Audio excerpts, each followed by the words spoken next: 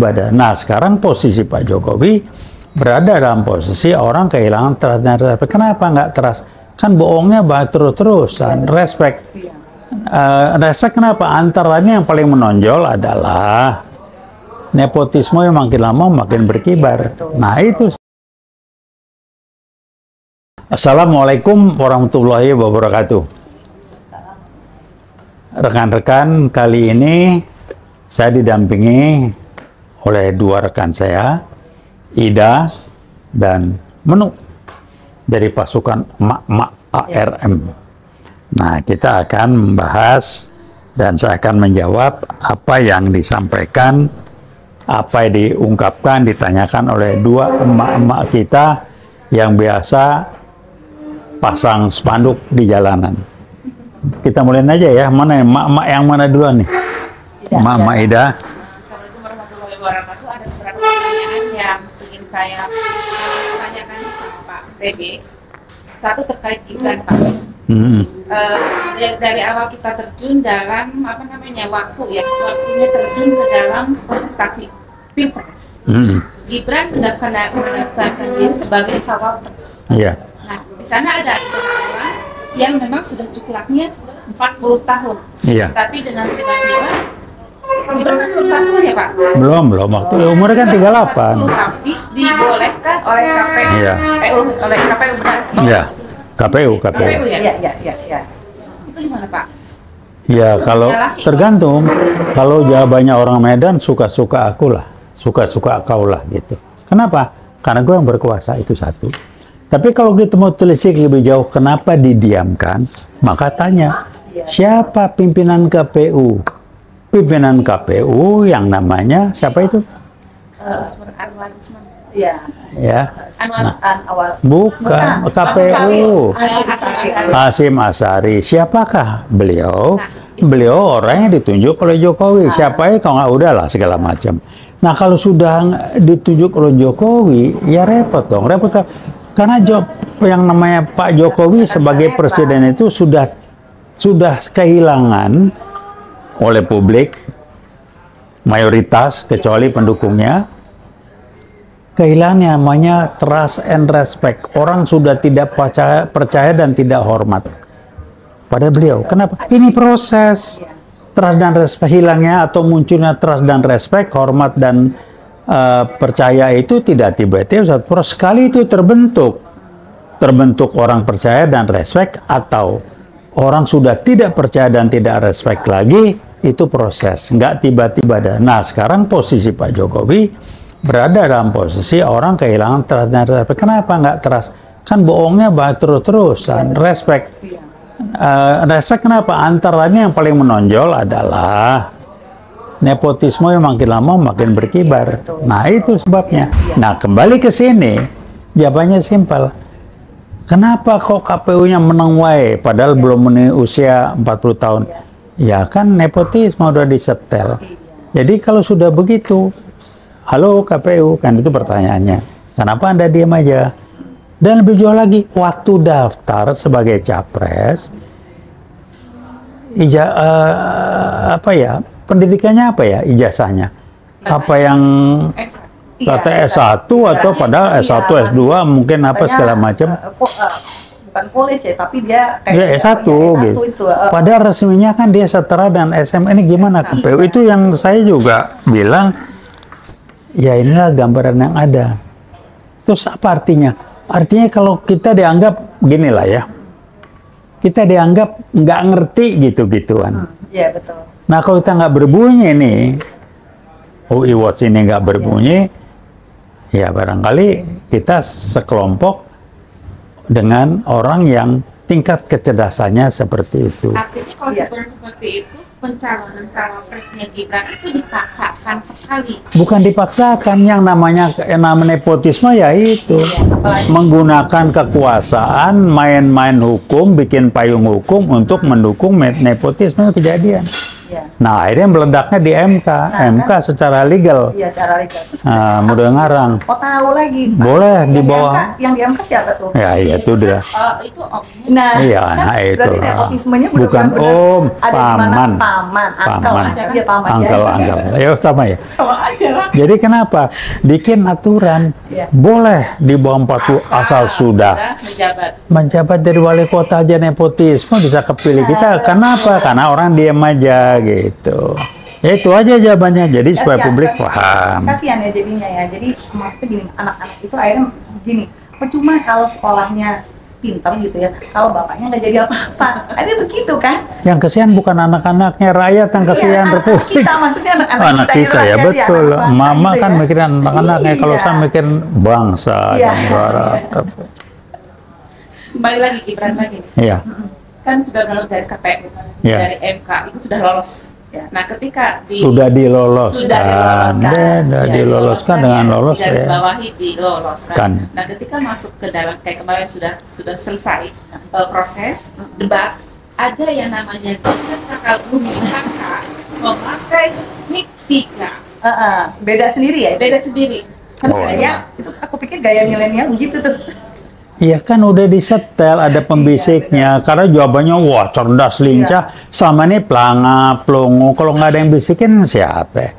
KPU belain nggak? Oh KPU nggak belain. Tanya loh Pak, kemarin-kemarin kok ngomongnya kayaknya Nah iya, tiba-tiba menjadi cerdas, lancar. Kalau nggak ngikutin yang nyetel gimana?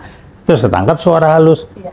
Apa sudah Pak ya? Ya itulah. Jadi itulah orang kalau mau gini-gini.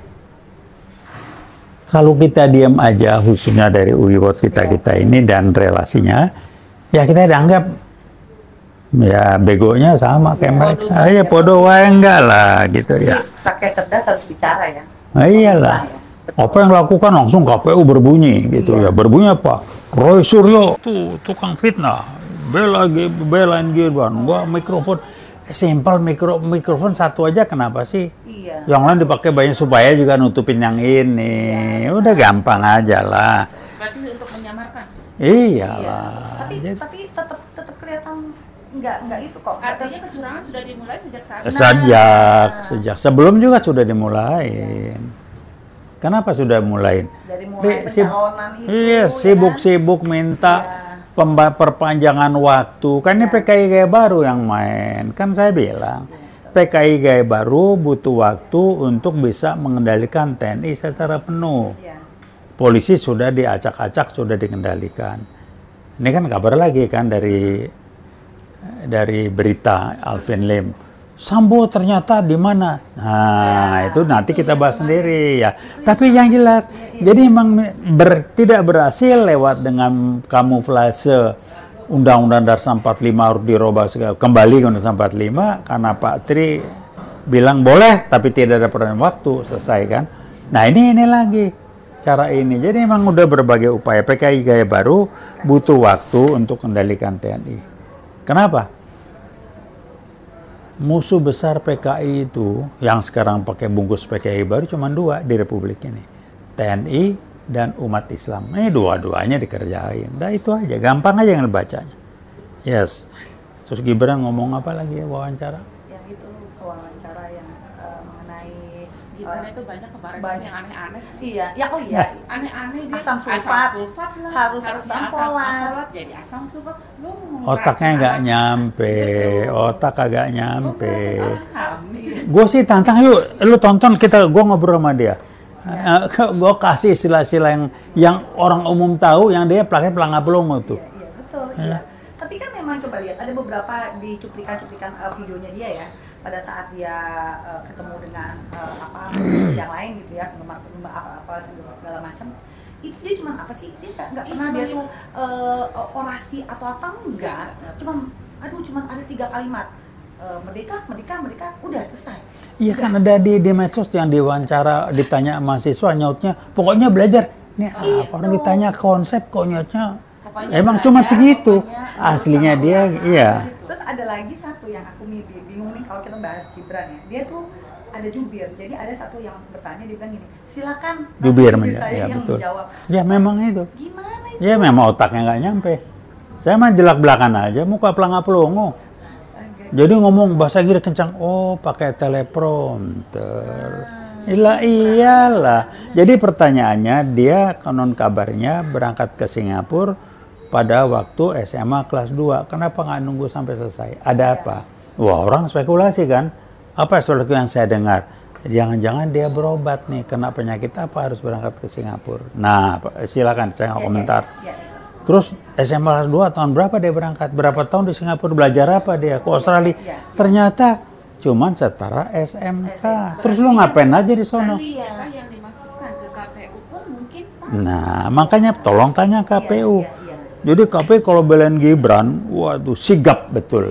Roy Surya dituduh, wah apa fitnah lah ini segala, udahlah ya. Dan yang menarik, yang dia ngomong apa tuh SGIE, gue aja kagak tahu. Dia ngomong nah dikoreksi di media bukan SGIE pakai P apa ya? Pakai P buntutnya apa? itu program. Harus pakai harusnya spellingnya pakai bahasa Inggris. Tapi dia yang lucu ngomongin masalah syariah segala macam, sementara dia jadi masih wali kota di Solo. Di Solo tuh berkembang biak dan rame orang dagang dan makan daging anjing. Ngomong ekonomi syariah, nih otaknya udahlah. Jadi kenapa sih kita angkat lagi supaya publik ingat terus, jangan lupa, jangan orang yang bohong itu tahu lu bakal dicuci. Minimal Uiwot dengan relasinya nggak akan diam. Veritas probita justia, lu tidak benar, lu tidak jujur, dan lu tidak adil. Kita hajar habis. Tapi begitu. Pada saat yang kita Gibran itu ya, dia kan sepertinya kita yang ini bicaranya bagus. Tapi karena mungkin dia contekan, dia tidak menghayati, dia tidak mengerti. Jadi kalau kita kayak contekan itu kita dibisiki, kita bicara seperti ini. Nah, pokoknya kan salah semua loh yang apa yang dia jawabannya dia ya. Walaupun itu salah semua, kayak ekonomi di Solo itu kan kata dia bagus itu segala macam kan. Ngaco, bohong. Tingkat wisatawan ngaco. Di Jogja kan itu sebetulnya. Kenapa budaya bohong barangkali menurun. Tapi dari semua bohongnya itu, yang saya geli banget waktu itu dia bilang apa ya di debat tuh, penduduk Indonesia berapa? 270 juta, jumlah balita Indonesia 400 juta. 340, gue jadi bingung lah. Emang lagi jumlah penduduk balita nggak dia itu? Waduh itu kelihatan, itu aslinya dia itu. Itu asalnya. Jadi kualitas mikir dia cuman segitu, tiba-tiba lancar. Waktu pakai mikrofon banyak. Ya ada pakai yang, aduh udahlah ya. Jadi kalau saya nih komentarnya untuk yang ngatur, nyetel dan pembisik, kalau Anda mau berbohong, berbohonglah yang cerdas. Sebab kalau Anda berbohongnya cerdas, orang pun lebih menghargai walaupun Anda bohong. Tapi kalau udah bohong aja nggak cerdas, istilah Betawi bilang capek dah gua. Nah, begitu kira-kira. Jadi bagaimana?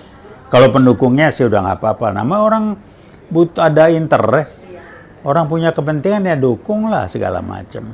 Itu aja sih komentar saya. Selanjutnya Pak, saya tanya ya. Selanjutnya, sekarang kan dari awal aja udah kelihatan curangnya abis-abisan di KPU dan Bawaslu. Nah untuk selanjutnya nih kan sekarang lagi berproses nih, 1 bulan lagi mungkin pemilihan.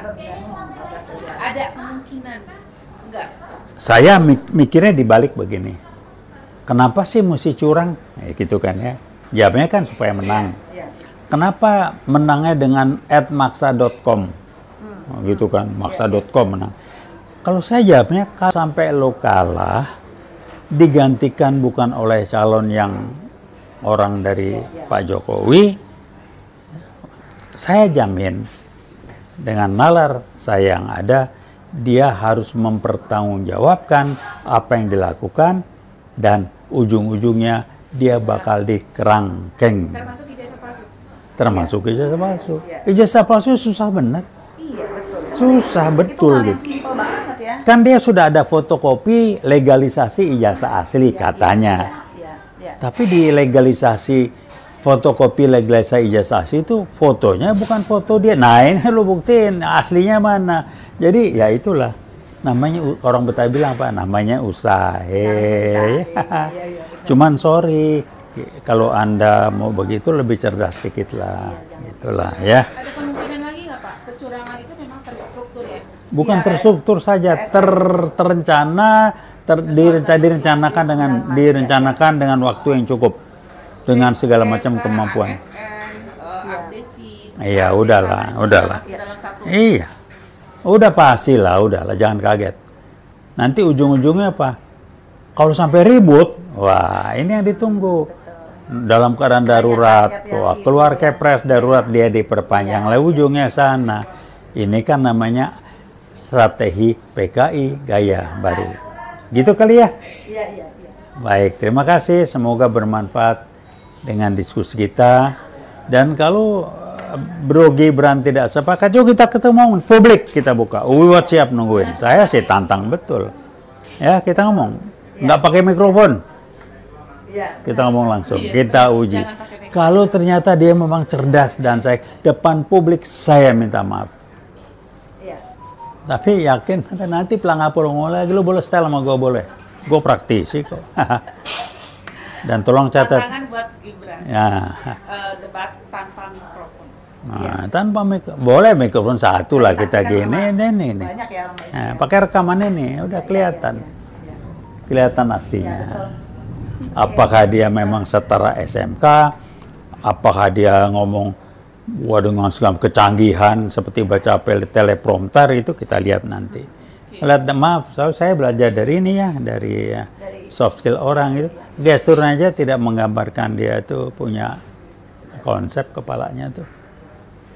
Ya itu aja. Jauh udahlah daripada kita ngomong macam-macam. Silakan dicerna. Anda yang kebetulan menyaksikan video ini komentar kami. Silakan cerna. Terima kasih dua emak kita. Assalamualaikum warahmatullahi wabarakatuh.